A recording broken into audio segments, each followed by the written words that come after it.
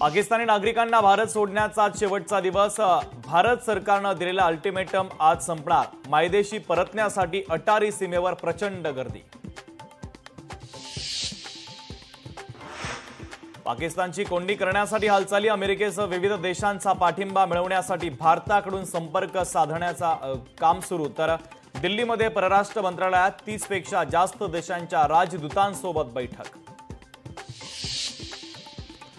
पहलगाम हल्ल्यानंतर भारतीय सैन्याची दहशतवादाविरोधात मोहीम। आतापर्यंत 9 दहशतवाद्यांची घरे उद्ध्वस्त, तर दहशतवाद्यांना मदत करणारे 446 पेक्षा अधिक जण ताब्यात।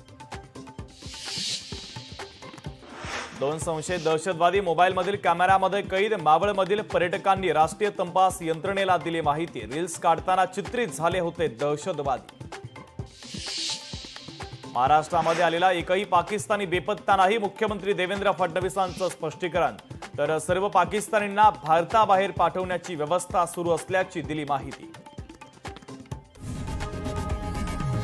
लोकशाही मराठी ऐका, पहा, जागरूक रहा।